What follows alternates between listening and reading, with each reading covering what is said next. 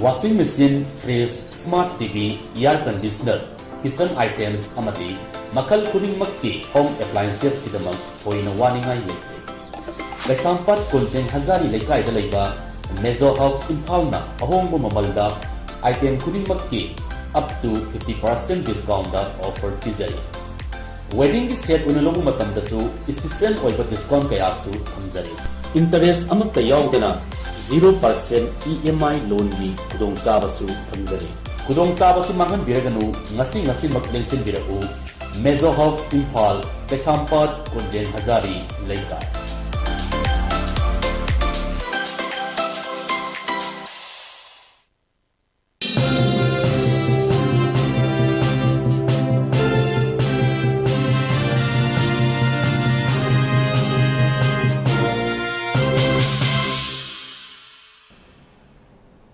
Hello and good evening, dear viewers. Welcome to another session of ELITETV Open Debate in English. As today is Monday, we will be conducting our Open Debate in English. I'm Utpala, your host for tonight. Between January 2012 and June of 2022, there were 647 government-imposed internet shutdowns across India, resulting in the highest number of internet blocks in the world so far. According to the Freedom House Index ratings of 2019, India was labeled a partially free democracy and scored a mediocre 55 points out of 100 on the freedom of internet parameters. Shutting down the internet as an administrative or law and order measure has been a common step taken across India for a range of reasons and by almost all political parties and governments. Cost of shutdowns, as we all know, in 2019, India's forced internet blackouts lasted well over 4,000 hours, resulting in an economic loss of over $1.3 billion, third in the world's most economically affected countries after Iraq and Sudan. The report added that India's internet blackouts tend to be highly targeted and at times they are down to the level of individual blacklisting. Some internet shutdowns are imposed for a few hours in just a few districts, while others are a blanket restriction of all internet services across larger regions in the country. As such, the report warns that the full economic impact is likely to be much higher than the stated figures. In our case, there is a 5-day temporary suspension of telecom services, a suspension or curbing of mobile data services. Along with that, all Tribal Students Union Manipur Atsum clamping economic blockade on 2 highways in Manipur, supplies from Assam are hit high. The Atsum was demanding the tabling of Manipur Hill Area's Autonomous District Council Amendment Bill 2021 in the monsoon session of the Assembly for greater financial and administrative autonomy of the Hill region to ensure development at par with the valley areas of the state. Now that gets us to the topic of our open debate today: internet data ban and economic blockade. Joining us tonight are our panelists. We have Dr. Konica Khuraijam, Educationist. Welcome to our open debate, ma'am. We have Mr. N. Lakpati, Treasurer, Uripok, Apunba. Welcome to our open debate. And last but not the least, we have Mr. Pradip Phanjoubam, Editor, Imphal Review, Art and Politics. Welcome to ELITETV Open Debate, Mr. Phanjoubam. Once again, I'd like to welcome all our 3 panelists. A warm welcome to our 3 panelists on this open debate. I'll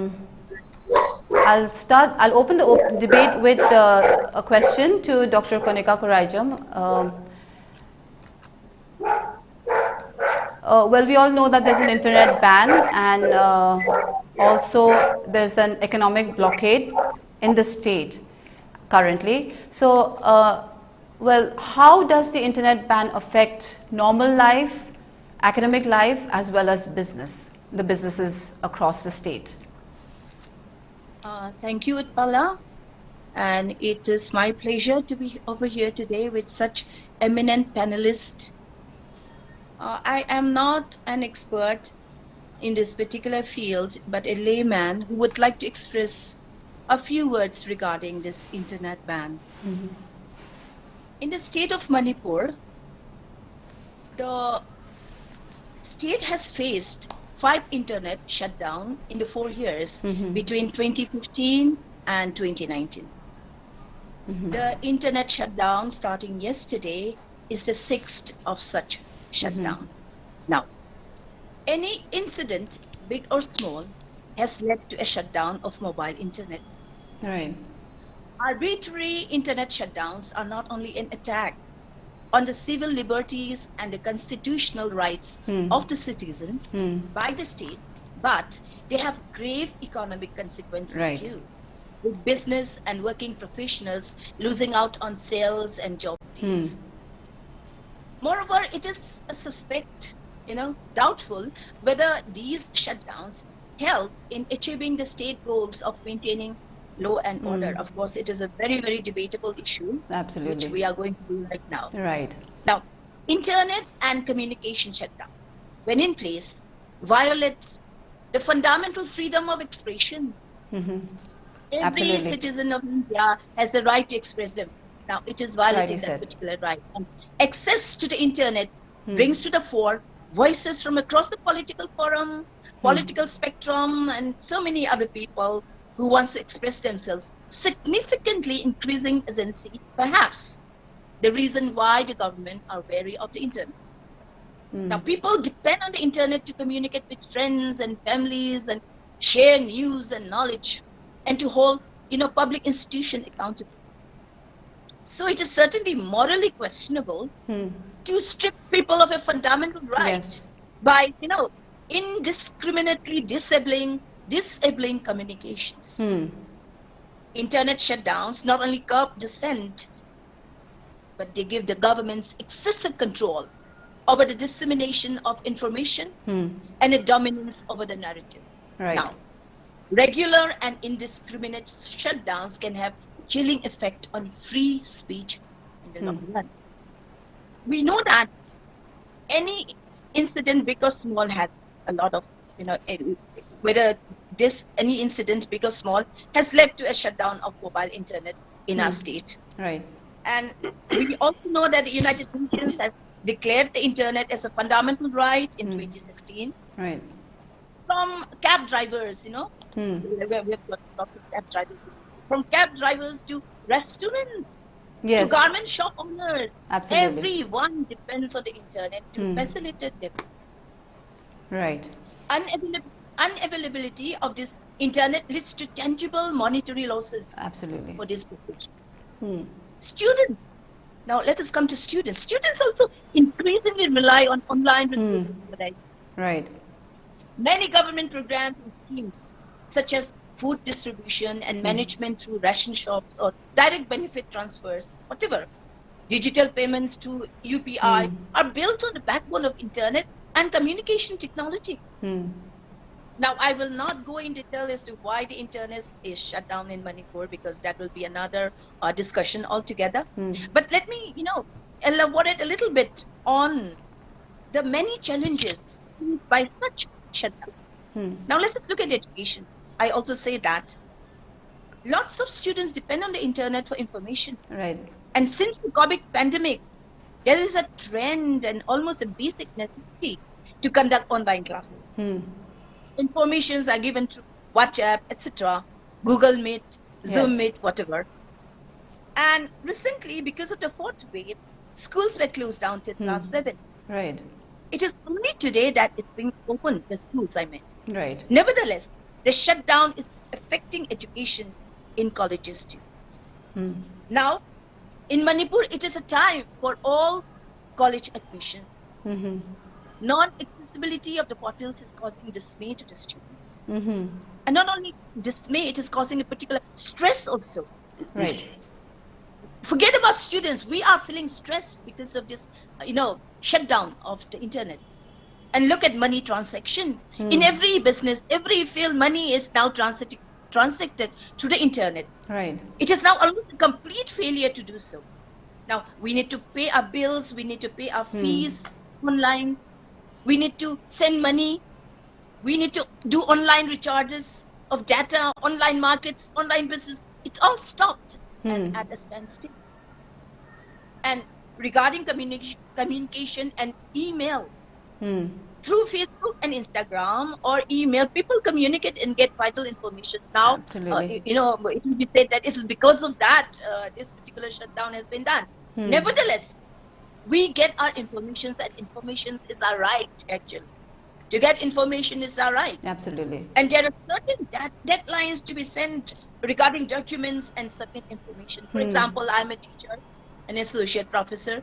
I have to submit my research on a particular date and pay certain fees, which I cannot do completely right now.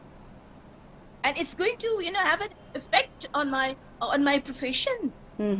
And total failure and chaos is now created through these shutdowns. And a report by Deloitte estimates a loss of around 0.4% to 2% of daily gross domestic product for each day of internet shutdown. And these arbitrary disruptions in these services lead to productivity losses and continued low investment in the economy. And regarding the, the economic blockade, of course, we all know how economic blockades are, Utpala. And I think we will deal on that a little bit after we hear panelists. We'll move on to the next, we'll come to that in the next round. Thank you so much for your valuable input, Dr. Konica. I'll move to Mr. Lakpati. We just spoke about how the internet has been banned, the mobile data. So was this step necessary, and how effective is it? Because it's not that it has been shut down completely. There are some carriers which are still providing mobile data, like Vodafone. It's still working, and then on top of it, even broadband geo fiber optics is working. So how does this partial ban actually help in bringing law and order? Let me tell you one thing. At the onset, a very good evening to all the panelists out there. So we all know the internet is a global network providing a variety of information and communication facilities. Yes, information may be of many forms. It may be positive, it may be negative, but it is a duty of the government to look into it. As rightly said by my previous panelist, 5th to 6th shutdown had happened in the state, in the past times in the state, in the name of bringing peace and normalcy in the state. But has shutdown done good? I think no. No is the answer. Because what we have been doing, are we completely, no, is the government completely shutting down the internet? No. Exactly. Fiber optics are coming in. Yes. The Wi-Fi's are going on around, people are transiting around where they can get their Wi-Fi connectivity. That doesn't mean that it is not prevailing. So the thing is that the shutting down of internet does not hamper. It hampers a lot of things. As rightly said by my previous panelists, that the economy, apart from education, economy. People, UPI. People are crores of rupees will be spent unused, when you ban internet, because people are now using mobile data while transacting their money for various uses and all. Absolutely. So in my opinion, at this moment of time, banning internet in the name of bringing peace, in the name of restoring peace and normalcy in the state is just an excuse by the state government. That's what I have to say at this moment right now. Okay, thank you for your views. I'll move to Mr. Phanjoubam. Mr. Lakpati just said that this seems to be like an excuse by the government making the internet. So do you think there might be some other reason, or is it just some sort of a distraction to let the people know that the government is doing something? What could possibly be the reason behind this partial shutdown of the internet? I think the reason was quite well stated in the circular yesterday. Why the internet had to be shut down. Not the entire internet, but mobile data. Right. You can't do it I don't know why Vodafone is doing it. Vodafone probably is breaking the law in a sense that because it was actually, the appeal was to all the mobile servers, right, all the service providers. So Vodafone is not doing it. I think probably there will be some action somewhere or the other, and also probably complaint from the other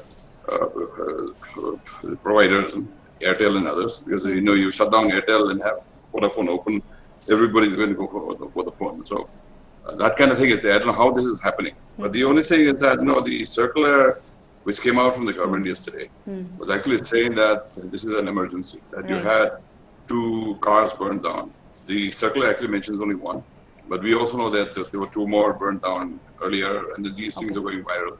And when you see them on the internet, on your mobile, and also when this message passes on and becomes viral, then the fear is that this can actually incite more violence, and then that the spiral will be set off, and then there'll be more violence and chaos. That basically is the logic behind the ban on the internet, behind the request of the government to the service providers to actually shut down mobile data. Otherwise, on the fiber optics, you still get it, which is why we have this conference today. And also Vodafone, I don't know, for some reason they're doing it, but they're not supposed to. I think probably there'll be some repercussion for this. But in the meantime, when there's an emergency, I think it's like curfew, that you lose a lot when you have curfew. But if they think the situation is bad enough, we don't see it so much in Imphal, but maybe those people stuck in Kampopi or those people who suffer felt that there's an emergency, and some emergency action had to be taken, like curfew or 144 IPC, the prohibitive orders. It's something like that. And if it carries on for a long time, we lose a lot. And as we all know, internet is in the modern time is more like oxygen, that you just can't do it. You deprive somebody of oxygen, and then you starve, and then you suffocate in many different ways. So I think that's precisely what is happening. But the vision of the government, or the logic of the government, is that there are more, so much more happening, and so much more emergency, so much more bad consequences, which may result if you have the internet open, because the internet is free to all, and then also it's very easy to spread fake news and also to incite people, that kind of thing. So probably it is on those logics that you're doing it so that you prevent worse consequences, that you may have mayhem everywhere. Right now we're talking about cars. Supposing people start getting killed, and then riots start happening. And this we have seen so many other places where how the internet, not just in India, but also during the Arab Spring, how the internet was responsible for actually, not inciting and such, but actually building up that emotion everywhere. Although it didn't mean much in the end, nothing really happened. But while it was happening, this was a fear that things may go out of control. So I think probably that's the reason. But what's the idea? Yeah, tell me. What is the idea behind not shutting down broadband and only mobile data? Actually, broadband, you do it at home. You can't carry your broadband along. You can't take a photo with the broadband and send. You can't carry your computer along. So that's one of the reasons. Also, it needs cable. That cable cannot be carried. Mobile is mobile. It's there in your pocket. You can be everywhere, and it's there in everybody's pocket. Broadband is not. Broadband actually is basically in offices and in homes where people are supposed to be a little more responsible than the individual. The individual. There are so many individuals. There are the responsible individuals. There are not so irresponsible individuals. So that kind of wildfire can spread. But in the case of this cable internet, that is actually much more accountable, in the sense that people who take it are those people who really want to work at home or in office, and it's basically meant for work and some bit of entertainment here and there. But then it's not like the mobile phone, which everybody can have it, every youth can have it, every elder can have it, everybody can have it. But in the case of the internet, cable internet, it is there for a restricted number of people, and also it is there in institutions and homes. So it's a lot more controllable. Unlike the mobile phone, people have them everywhere. Everybody has it. Maybe they have fake accounts, two, 3 accounts as well. Those kind of things can happen, which cannot in the case of cable TV, cable internet, which is why cable internet is seen to be more safe. Okay. Okay, that really makes a lot of sense. Thank you for your views. I'll go back to Dr. Konica. Well, we were regarding the blockade now, along with the internet shutdown. How do you think it might have impacted? How do you think it's actually impacting again the common people? Again, in terms of academics and in terms of businesses, because we keep having this so very often, and it's usually the common people who are suffering more. Yes, Utpala. The All Tribal Students Union of Manipur, ATSAM's economic blockades on 2 very important national highways, which began on Friday, entered its 2nd day today. I think, yes, severely hitting supplies coming from Assam. Right. And then what happens when supplies stop coming? What are supplies? Manipur is a landlocked area. Yeah, absolutely. We can only communicate with the whole of India through a particular highway. Right. And when these are blocked, naturally, all our lifeline is blocked. Right.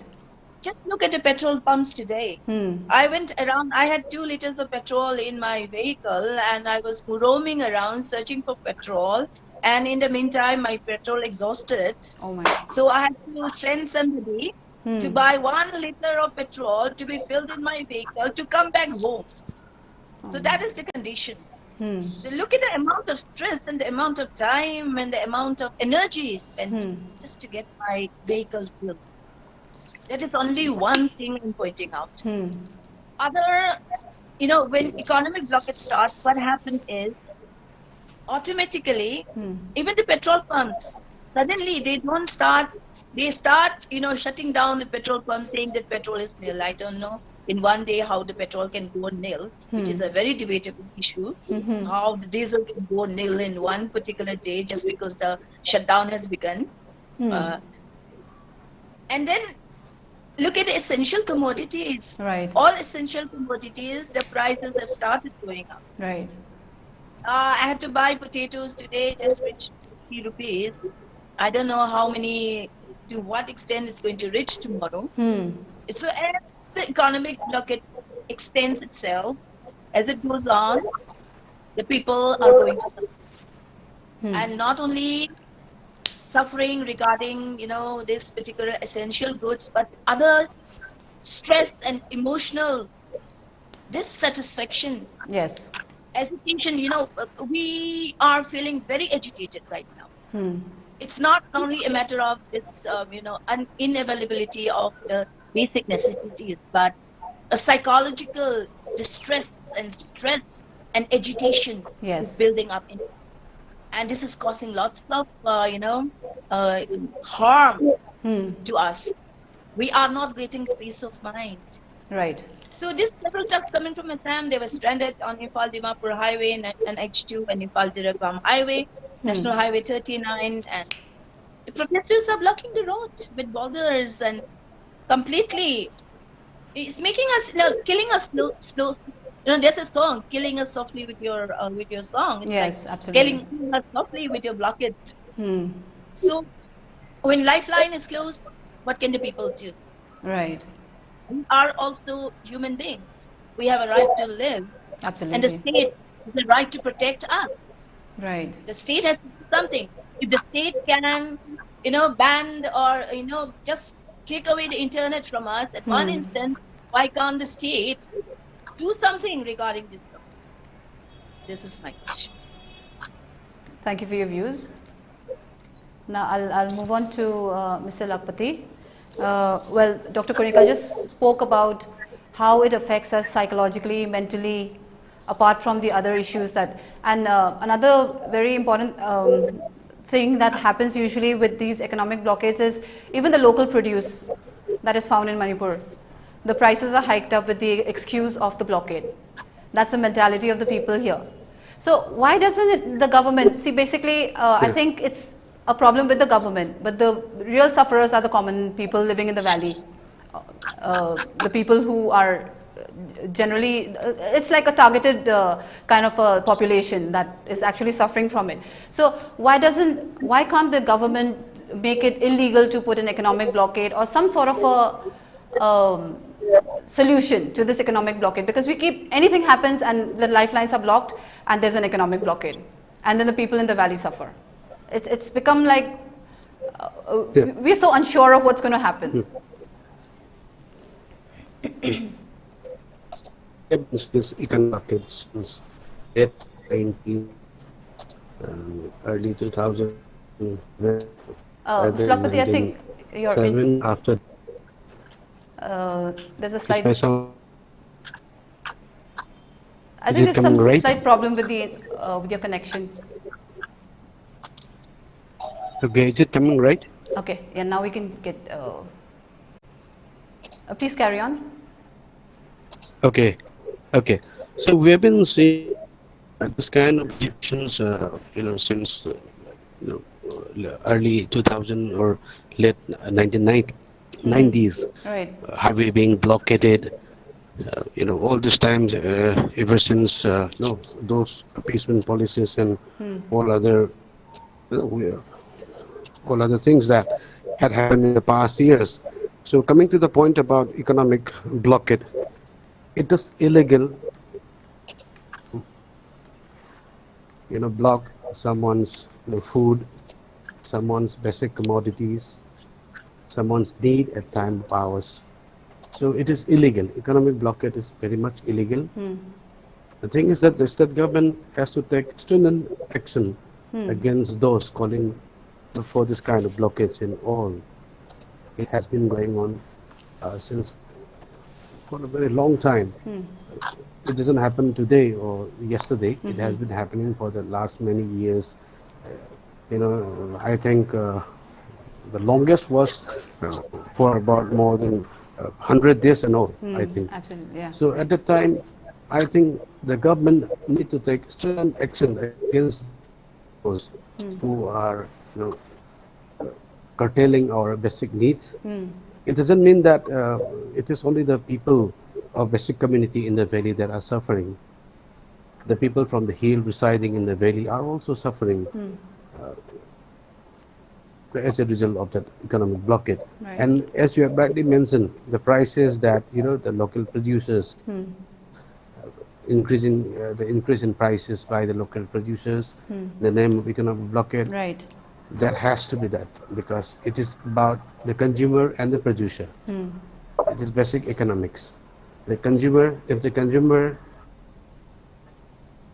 the number is larger, and if the number of producer is smaller, then the price has to increase.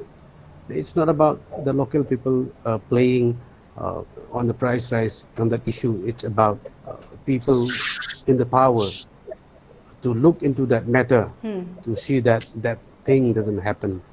Economic blockade is illegal, and those who are practicing that thing has to be put behind bars.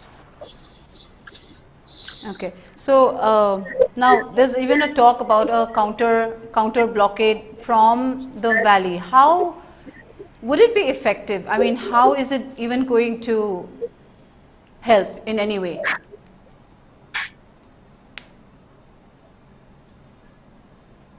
That's a type of repercussion that will happen every time. When someone is given an action, you can see reaction every time. That is a type of repercussion that can happen every time. When you do something in the valley, if there is news, you see something in the valley.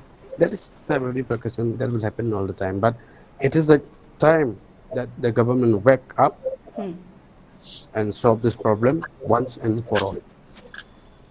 Right. Thank you for your views. I'll move on to Mr. Phanjoubam.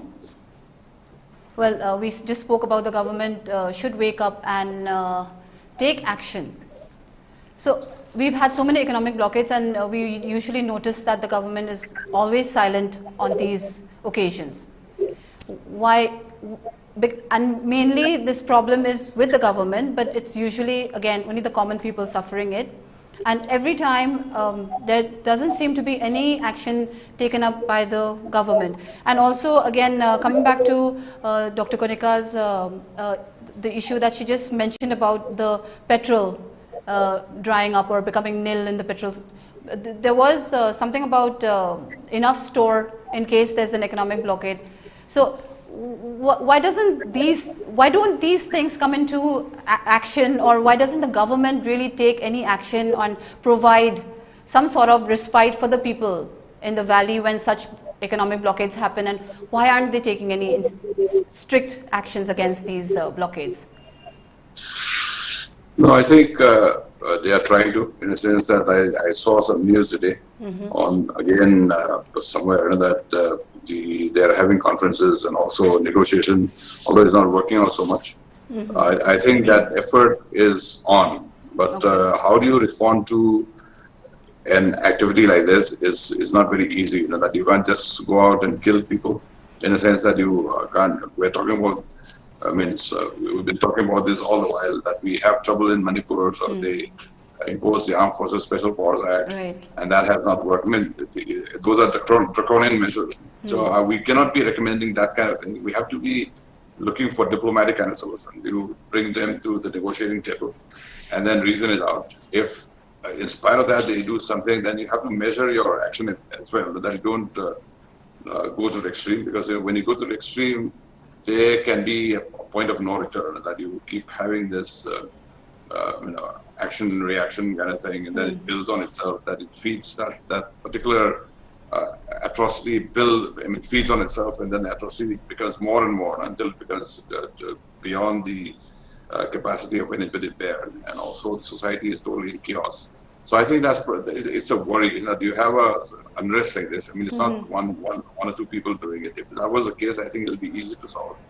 But if you are able to mobilize an entire block and they start agitating, it can be in a valley or it can be in a hill. You have, say, one group like Apunba or Amsu or somebody agitating like this.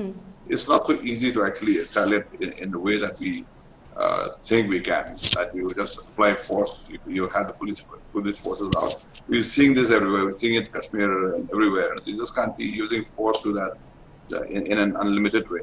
You have to measure your response, and that if it goes to the extreme, then of course you have to actually jump into the thing, and then you arrest people or make more severe kind of punishment.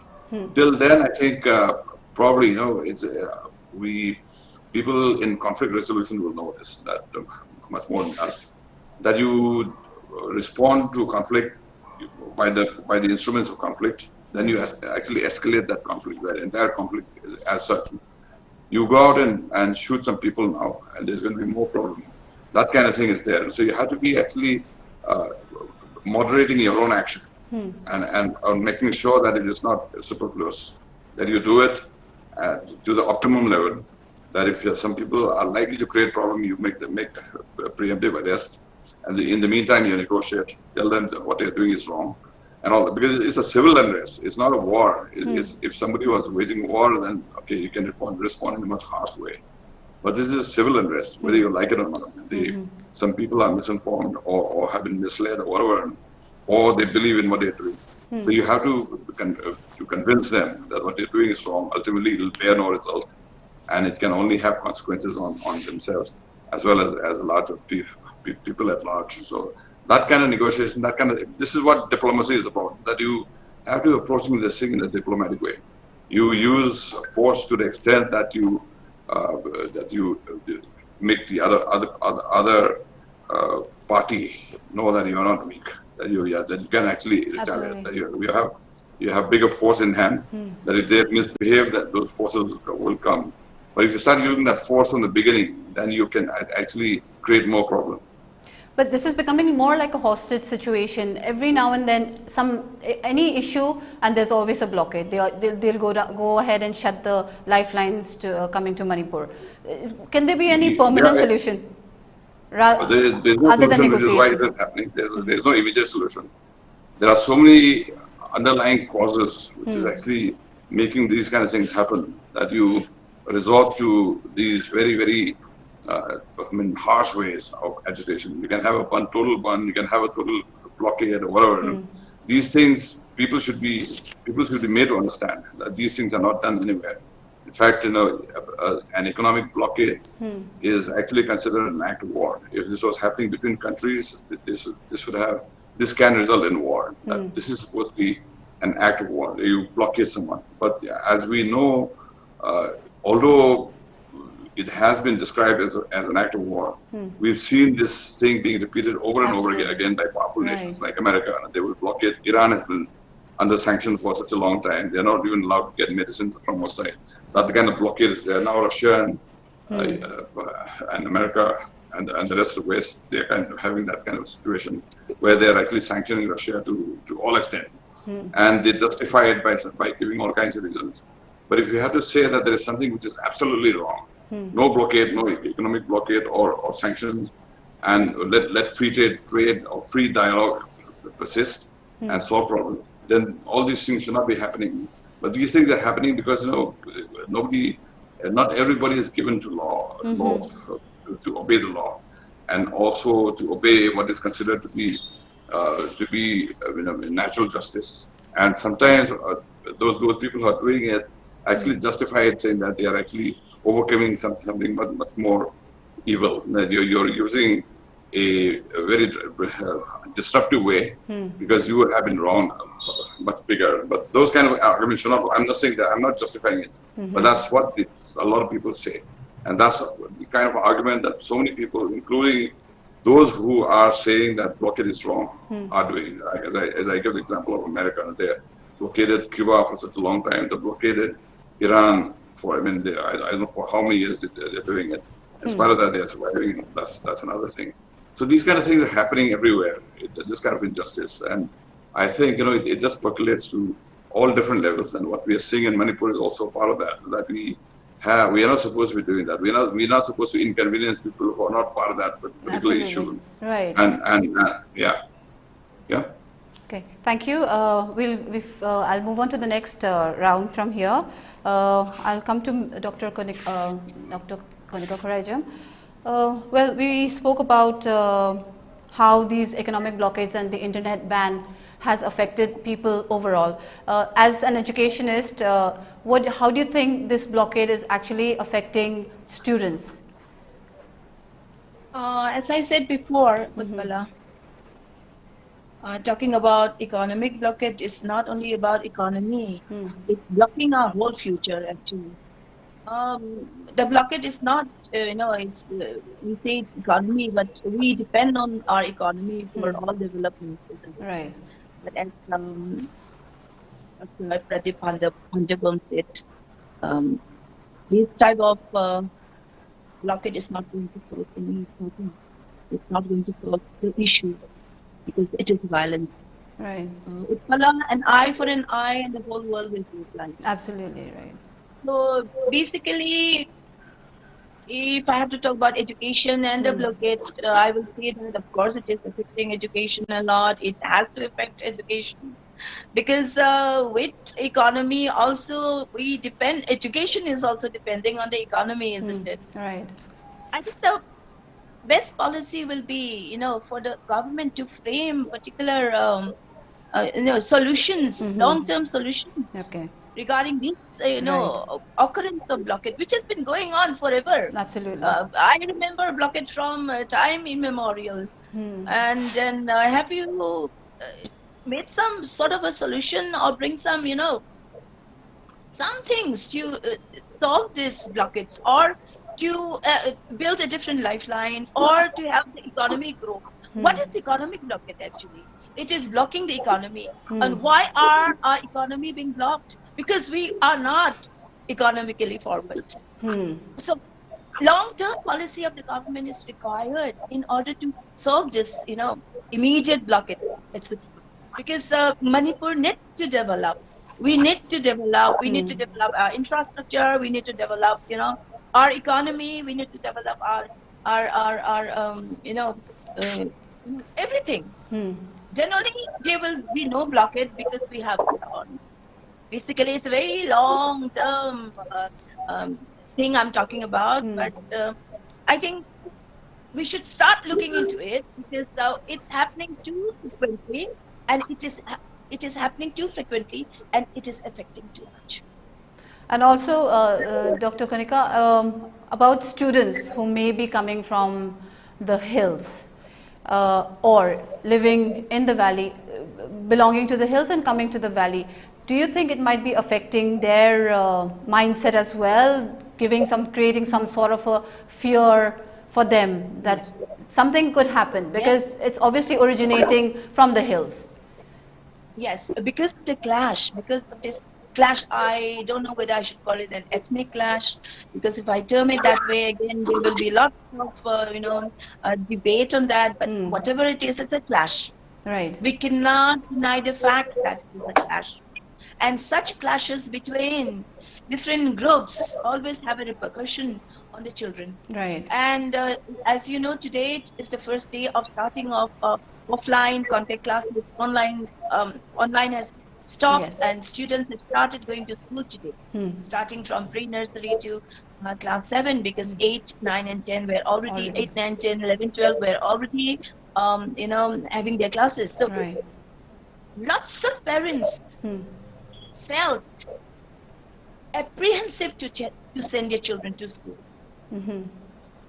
because the fear factor is there regarding this ethnic clashes, and they want to protect their children. Right. So, almost half, the 50% of the students were absent today. And I was like, we had this, calls from the parents saying that will the clash, this particular thing affect, the school? They said school will not be affected. That's what we are supposed to say, isn't it? But we cannot say anything regarding how when the students commute on the road, right, what will happen to them. We cannot give, protection when they're coming on the street or coming to the school.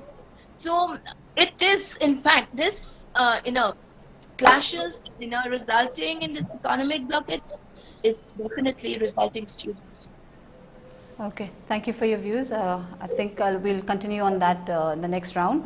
Mr. Lakpati, we were talking about the effects it has on the students, and Mr. Phanjoubam also said that there are negotiations going on between the government and the people. But do you think that would really help? Because in the past, all these blockades that have been happening, they've always ended up with some negotiation or the other. So this opens up another opportunity for any other issue in the future to have an economic blockade in case there is some sort of an issue. So how far is this negotiation going to work, and for how long are the common people going to go through these economic blockades? Yeah, I fail to understand how government and the agitators came into a conclusion in the last economic blockade that end for more than 100 days. I don't know how they came to a negotiation, and rightly as said by my other panelists about waging war and all those things. My opinion was not about waging war by a community on another. Sanctioning by a country to another is different thing.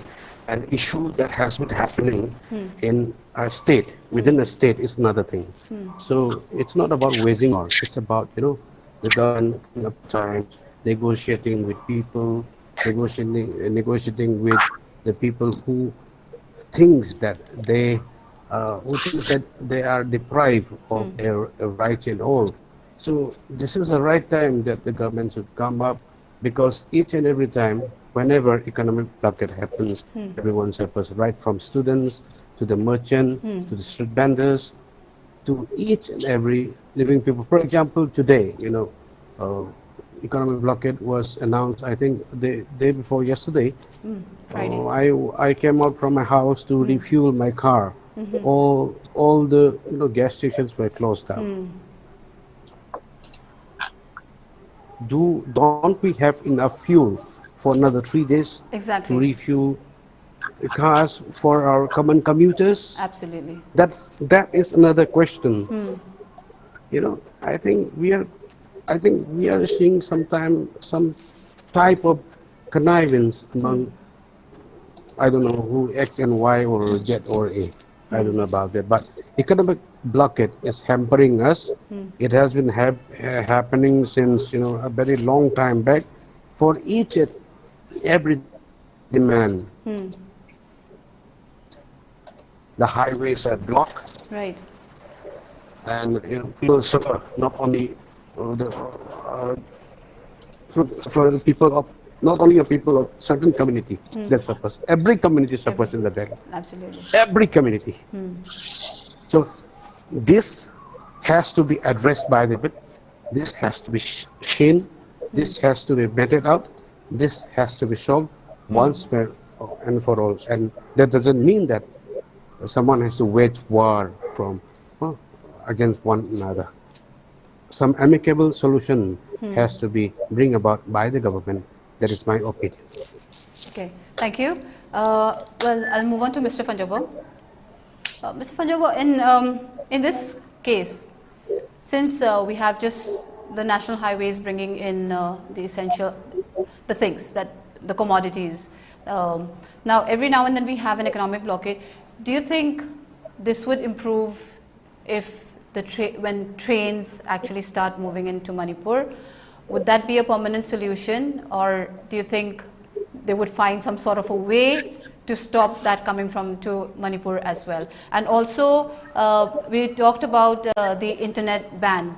How much has it actually, couldn't the government find a way of letting businesses go on as usual, or let's say even partial access to the internet, for example, access Google or for research work, and just stop maybe social media so that people cannot, or limit the number of messages being sent through social media? Yeah, I think those can be experimented. How do you block only the social media? You have to request towards service providers, Facebook and others. But I don't know how much they will be willing, because you know, or you can dictate to them that if you don't do this, I don't know what kind of law is there, but sometimes you can, that you are, you know, you keep hearing about the government of India asking for Twitter, especially Twitter, to take down certain posts and all that. That kind of thing happens. But I don't know if there's a complete block possible of any of these social media. And also there are so many of them. If you just keep open, how many do you want to block? People may, okay, in Manipur is basically Facebook. But yeah, I suppose so. In Manipur as well as in Myanmar and other places, Facebook is very popular. And that possibility can be explored. I'll just interrupt you there. Like in Instagram, there might be some sort of a word which may trigger some sort of a response from the people who monitor such activities. So couldn't we have some sort of a team that can monitor some certain words which people may start using and block those people? Yeah, I think, you know, that can be experimented, but then there's always some way to go around that as well. You have certain words, you start using another word, another code word to do it. So many other ways. It's an open field that you may be identifying certain known routes, but then they will find other routes as well. And as I said, since it's wide open, you can always find another route. So I think it's not very, unless you ask the service provider to actually block that particular service for some time, which will be almost like the trouble that we are facing now. And also, for those people who are seriously doing research and all that, I think they can still do it, because they will be working in offices or at home or you know, some kind of establishment. So I think they can still do it. So for instance, if you are in the Manipur University and you're doing some research work, I think they can still do it in their offices. The kind of research, the kind of search they want to do. It's very inconvenient that you can't do it on your mobile. But if you really want to do it, there are ways of doing it. And so it's not a complete kind of block. I'm not recommending that they should block it, and they should find some other ways of doing it. But in the meantime, if there is an emergency, I think this is what people normally resort to. We've seen that everywhere. You know, it can lead to fire. If it can lead to fire, then you block the channels that can cause that fire. That's basically the logic. And supposing if there was no block of internet, maybe those rumors will, the rumors that we saw yesterday, and the very inflammatory kind of statement people are making, if those go viral, then that can actually fuel. I mean, it can escalate, and then the whole state can be in much bigger trouble. I think that's one of the reasons. But I suppose that they should be also looking for ways of blocking those channels only. You know, you have selective kind of response. Such bans affect a lot of other areas of life, like business or academics, as we have discussed. As I said in the beginning, it's like a curfew. You have a curfew, you can't go out of your home. Right. You can't do anything, so life comes to a standstill. So it's almost like that. And the question that we are asking is whether what happened yesterday, the burning of vehicles and all that, did that warrant such a drastic measure? And if it warrants, then it's okay. We can't say anything about it. If there are going to be more vehicles burned, if there are going to be people killed because of this fake as well as inflammatory messages, then I think it warrants this kind of a response. But if you're saying that it did not warrant this, that it could have been easily controlled by the police, then I think they should have allowed internet to carry on, because it's kind of causing so much of inconvenience to so many people. Although, as I said, it's not a complete block. You can always find ways to do your serious work. But internet, as I said, is like like the new oxygen that you just can't survive. It's a reduced kind of oxygen that we have now. You can do it in some channel, but you still feel the suffocation that is very much there. So it's best if it is not these kind of blockages are not there. But if it is necessary, if it is absolutely necessary, if there are going to be people killed, houses burned and all that, I think it is something that becomes unavoidable, which is why even the Constitution has this thing about curfew and the 144 prohibitive orders and all that. So I think it's something like that. Well, and about the economic blockade, can you give any suggestion as to how people can... The economic blockade is completely wrong. They shouldn't be doing it. If they're doing it, then we have to find a way out of that. And maybe you have highway patrols and then break the blockade. You don't break the people, you break the blockade. That can be done. You suppose highway is supposed to be protected by the security forces, not even the police. So I think if it comes to that, then you open up the highways. You carry on with your agitation elsewhere, but the highways you can't touch. This is not your property. This is national property. It's a national highway. If it's a national highway, it's a national property. So that, like that, and you can have the railway also. The railway can also be blocked. But like for the national highways we're taking so much for granted. You try and do this at some other place, then you will see what kind of response comes upon.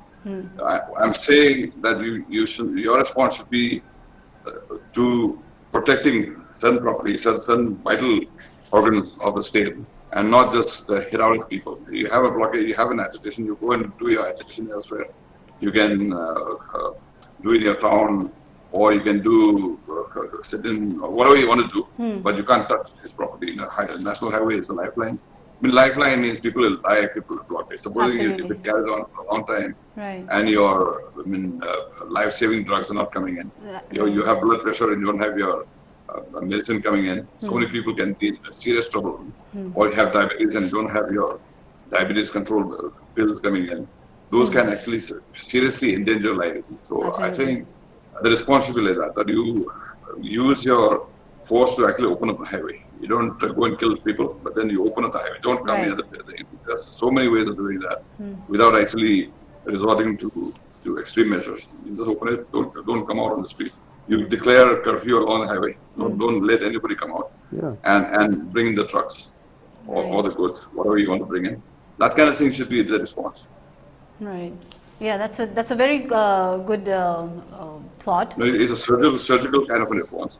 You're not doing a very indiscriminate kind of response to that agitation. You're doing a surgical kind of an operation. You just want the highways open, and you can carry on your agitation until absolutely, you're because generally happy. at the end of the day, it's only the commoners who are suffering. The government, yes, of course, to some extent they get in, they do feel the pressure, but it's only the common people who are actually suffering because of these blockades. So do you think the common people, they've always taken it very a lot with their stride, I would say, so far with all these blockades? Do you think that could also be encouraging such blockades?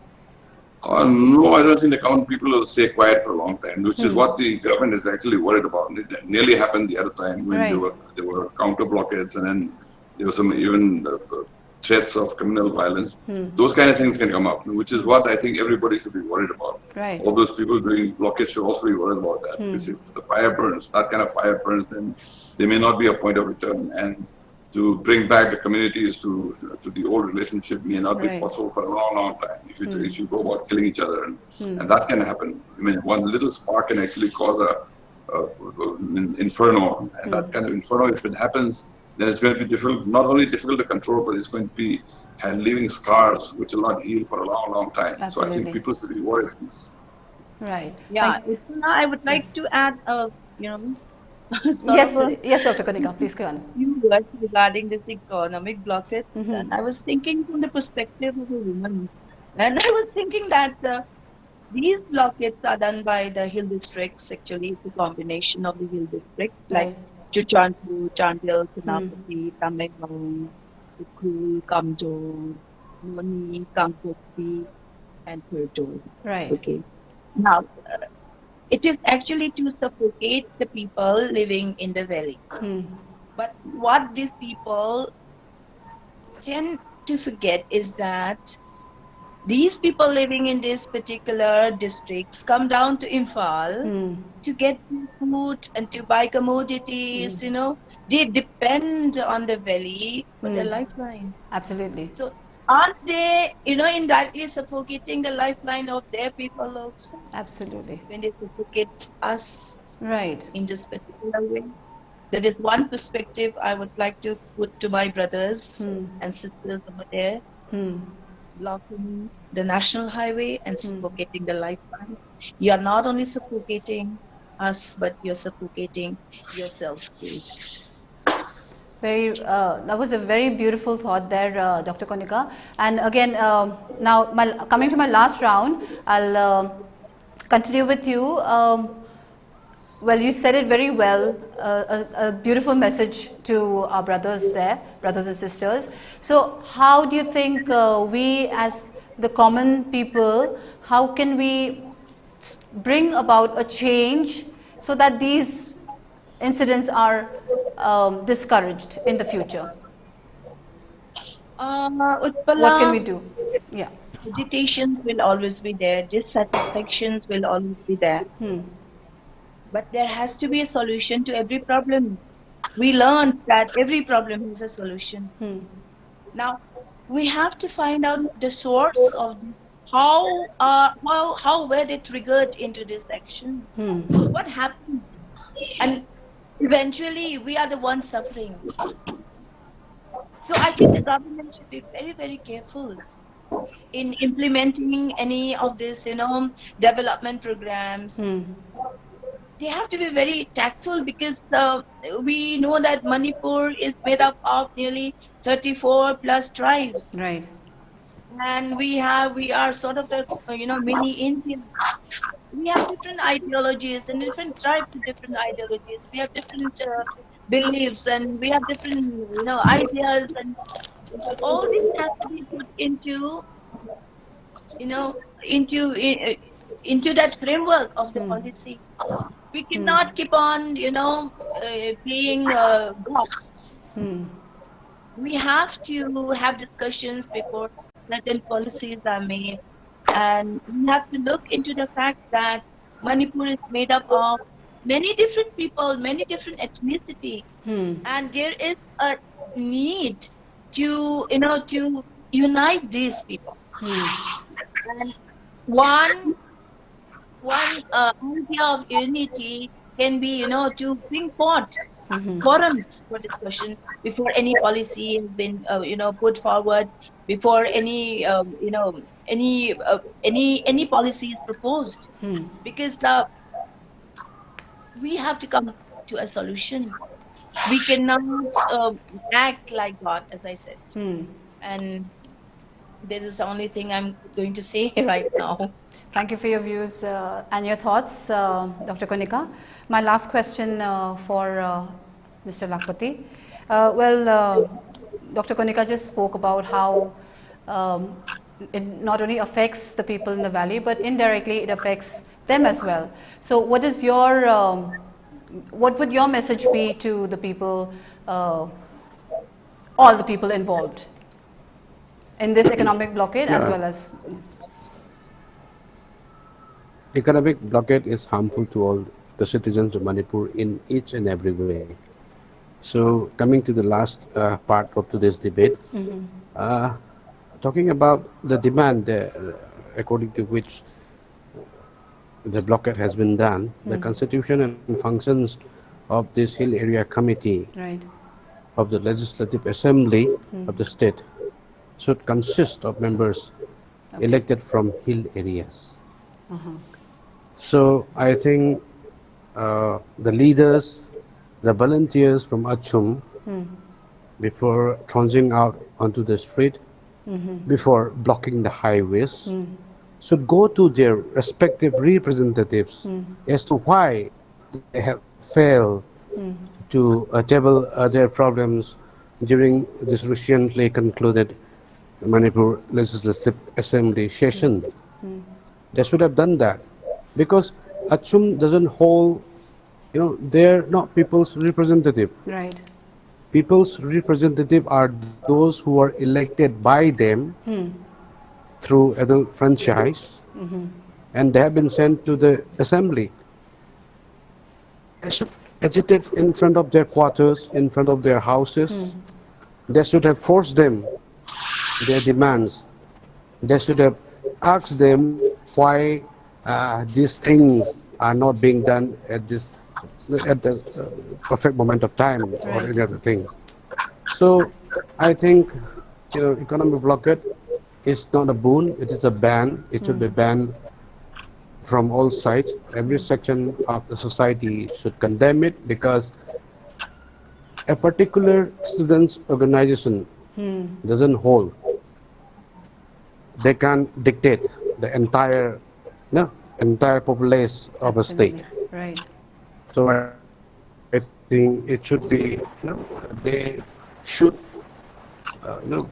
demand, or they should, instead of blocking the highways, instead of trundling onto the streets, instead of staging dhanas and all, they should go to their respective representatives whom they have elected through their adult franchise and whom they have sent to the assembly. They should ask them why their rights are not being given, if they think so or otherwise. They should go to their leaders, not block the people, not deprive of people of their rights. They should go to their leaders. That's the thing. Very valuable thoughts there, Mr. Lakpati. Now, the same question for Mr. Phanjoubam. What would your opinion, what would your point be, or your message be to the people who are responsible for the economic blockade, and also how justified are their actions? No, I think first of all, this is very much a sign of an illiberal kind of a society, where you have democracy, but then democracy is just here, not in the spirit, but in the letter. You have elections, and then you elect leaders. But then you're also supposed to believe in the leaders that you elect. Right. So much so that you, the only threat that you give him or her, the leader, is that you will not win the next time if you don't do it. If we are able to accept that, that is what liberal democracy is about. We have democracy, but then it's not a liberal one. So that you have the so-called apex bodies. They think they are more powerful than the assembly, and which actually undermines democracy as it is. by that very fact. Right. So you undermine democracy, then you have people coming out and trying to push or actually drag the government in the direction they want. I mean, they're supposed to be putting their trust. I mean, they are the ones in a liberal democracy. It's supposed to be the people that you elect. They're supposed to lead us. But now what's happening is we want to lead them from the street. And then you have street agitation, you burn tires, you throw stones, and then you create riots, and then you want to lead those leaders, which is actually a complete overturn of democracy. I think we should be very careful because that can actually lead to very, very serious trouble. And also it's going to stagnate our society to a great extent. Absolutely. I mean, to all extent if it becomes totally chaotic. Yeah, and the leaders who have been elected they have a lot to blame as well. That they, in an illiberal democracy, what happens is that those people who get elected, they do so by actually making use of those of the cracks in the society. Right. You don't want to heal those cracks, but you want to actually accentuate those cracks so that you have your vote bank. And you do that best by actually blaming others, that you are in a bad situation because of others. So you just consolidate your votes. You never mind if the whole country goes haywire or the whole state goes haywire, as long as my vote bank is safe. That kind of an attitude is there, which is actually the hallmark of a very illiberal kind of a democracy. Here, there's a very good book by somebody called Pradip Phanjoubam. He is actually now with the CNN, but he is also a student of Samuel Huntington, who wrote the book, The Class of Civilization, which is quite a famous book. He was one of the students, and he's actually quoted in that book as well. His inputs are there. So he's written a book called Future of Freedom, where he was talking about this illiberal democracies. And he says that democracy can make meaning if it is predicated by liberalism, and that you have liberal education, liberal thoughts, and liberal courts of law. And in those situations, only democracy can function. If you don't have those first, if you don't have liberalism, then democracy can actually be dangerous, which is, I think, it is what we are witnessing now. Absolutely. And he gives the example of Yugoslavia. Yugoslavia was one country. Okay. And then, after the Soviet Union broke down, Eastern Bloc actually broke down, they turned democratic. They embraced democracy. And then not 1 year or 1 or 2 years later, they just split into different countries. Now they are totally broken down. Because, democracy is a contest for power. And when you're contesting for power, you want to consolidate your vote bank only, and by belittling the other, by opening those cracks in the society. And that can actually become very, very dangerous. I think, this Yugoslavia case is very prominent, that you had a system which was working, then you bring in democracy in an illiberal society, then all those ethnic lines begin to show up because in the contest for power. And I think that's also what we are witnessing in Manipur. And Pradip Phanjoubam also gives the example of Hong Kong. Hong Kong was not a democracy till 1997, till as late as 1997, because they were a colony of Britain, and they didn't have any elected government. And yet, while they were a colony, they introduced all these liberal institutions, liberal courts, liberal education, and liberal ways of life, liberal thinking, liberal thoughts, liberal philosophy. All that thing was there. So after 1997, they decided to turn democratic, and they had no trouble at all. So Pradip Phanjoubam was actually saying liberalism is more important than democracy. Democracy is a bonus, but you have to build a foundation on liberalism, liberal understanding of, like in our case, the highways which should not be touched. It is going to harm a lot of people. It's going to harm innocent people. Absolutely. So highways will not be touched. We will do other kinds of education. That kind of liberal thought should be there on the ground itself. Then democracy can function well. But now here what's happening is one more politician wants to win, and he will try and provoke other kinds of thoughts and excusing his own weaknesses or her weaknesses to build up that vote bank. And in doing so, he denigrates the other and creates rifts in the society. And when these kind of politics prevail, then the society is going to be very, very divided. And I think that's what we are witnessing in Manipur today. Very rightly said, Mr. Phanjoubam. Well, we've come to the end of our open debate today with some very valuable thoughts that we can take away from our panelists. Thank you very much, Dr. Konica Khuraijam, for being on our show today. And I'd like to thank Mr. Lakpati. Thank you so much for being on our show. And Mr. Phanjoubam, thank you very much for being on our show. To all our three panelists, a very big thank you for your valuable thoughts and inputs. And now thank you, dear viewers, for watching our show. Amid this, the COVID pandemic, we have an internet ban to endure for the next few more days and an indefinite economic blockade. So all we need to show is some solidarity and take away a lot from what our panelists had to say today. We've come to an end of our show today. Please do not forget to leave your precious feedback and do let us know if there are any social issues that you'd like us to cover in our show. Thank you all. I'm your host, Utpala, signing off for tonight. See you again next Monday with another exciting topic. Thank you very much. Have a good night.